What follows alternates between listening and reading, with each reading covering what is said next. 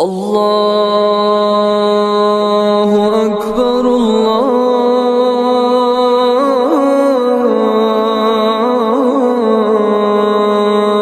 اکبر۔ رضی اللہ تعالیٰ نے ایک اصول دیا ہے، آپ نے بھی سنا ہوگا، بڑے بڑے اینکرز بیٹھے ہوتے ہیں، قرآن پہ اپنی اپنی موشگافیاں پیش کر رہے ہوتے ہیں، بس جی جو قرآن میں آئے گا ہم تو اس کو مانیں گے، اس کا تو حدیث میں تذکرہ، قرآن میں تو تذکرہ ہے ہی نہیں۔ جب تک آپ یہ بات سمجھتے نہیں ہیں کہ حدیث کے بغیر قرآن کی فہم ممکن ہی نہیں، آپ کبھی فتنے سے نہیں بچ سکتے۔ میں ایک چھوٹی سی مثال دے کے بات کو آگے چلانا چاہوں گا۔ قرآن میں یہ تو آیا ہے نا کہ اقیموا الصلاۃ، تم نماز پڑھو، آیا ہے۔ قرآن مجید کی کس صورت میں یہ تذکرہ ہے کہ آپ نے صبح کی 4 رکعتیں پڑھنی ہیں، ظہر کی 10 رکعتیں پڑھنی ہیں، عصر کی بھی 4 اور مغرب کی 5 آپ پڑھ لیجئے گا، اور عشاء کی جو ہے آپ نے 9 رکعتیں پڑھنی ہیں؟ یہ قرآن مجید کے کس بارے میں، کس صورت میں اس کا تذکرہ ہے کہ آپ نے رکوع میں یہ دعائیں پڑھنی ہے، سجدے میں یہ دعائیں پڑھنی ہیں، اور آپ نے اتحیات میں یہ دعائیں پڑھنی ہیں، اور نماز کے بعد یہ اذکار کرنے ہیں؟ یہ کس صورت میں لکھا ہے؟ جب تک آپ اللہ کے رسول سے نہیں پوچھیں گے، جب تک حدیث نہیں پڑھیں گے، آپ کو نماز کا مفہوم سمجھ ہی نہیں آ سکتا۔ اور کچھ لوگ فتنے باز اس طرح کے بھی ہوتے ہیں، کہتے ہیں جو سمجھ آئے، لغت عرب کسی کو آتی ہے تو قرآن سمجھ سکتا ہے۔ کیسے سمجھ سکتا ہے؟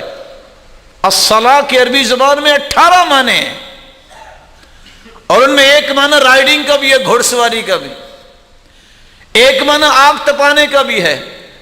اگر آج کل کے موسم میں کسی کو شوق ہو اور آرام سے گھوڑے پہ بیٹھ کے گھوڑا دوڑائے، واپسی میں آ کے ہیٹر لگا کے ڈرائی فروٹ سامنے رکھے اور آگ بھی تپائے اور ڈرائی فروٹ کھائے اور کہے میں نے نماز پڑھ لی، تو اس کی نماز تو ہو گئی نا۔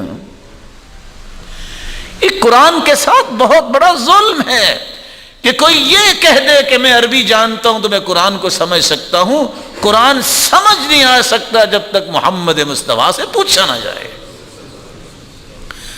قرآن کی کوئی بات سمجھ ہی نہیں آ سکتی جب تک صاحب قرآن سے نہ پوچھا جائے۔ کسی بھی کتاب کی قیمت آتھر سے ہوتی ہے، لکھا کس نے ہے، اس کتاب کو دنیا میں پیش کس نے کیا ہے؟ محمد مصطفیٰ نے کیا ہے۔ تو سب سے زیادہ تو اس کو پتا ہے نا اس قرآن میں کیا آیا ہے۔ آتوا الزکاۃ، زکوٰۃ ادا کرو، قرآن میں حکم ہے۔ کون بتائے گا کہ کہاں لکھا ہے قرآن میں 7.5 تولے سونا ہو تو زکوٰۃ ہوگی؟ کہیں لکھا ہے؟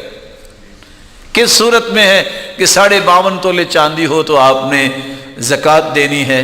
اور کتنی زکوٰۃ دینی ہے؟ 30 گائے ہوں تو آپ نے کتنی زکوٰۃ دینی ہے؟ 40 ہو تو کتنی دینی ہے؟ اونٹ جتنے ہوں تو پھر کتنی زکوٰۃ ہے؟ یہ ساری تفصیلات سکھائی ہے تو محمد کریم نے سکھائی ہے، کیونکہ اللہ نے حکم دیا وَأَنزَلْنَا إِلَيْكَ الذِّكْرَ لِتُبَيِّنَ لِلنَّاسِ مَا نُزِّلَ إِلَيْهِمْ۔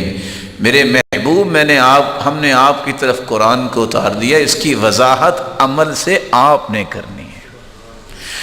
رسول اللہ صلی اللہ علیہ وسلم پر قرآن تو اترا ہے، وَلِلَّهِ عَلَى النَّاسِ حِجُّ الْبَيْتِ مَنِ اسْتَطَاعَ إِلَيْهِ سَبِيلًا۔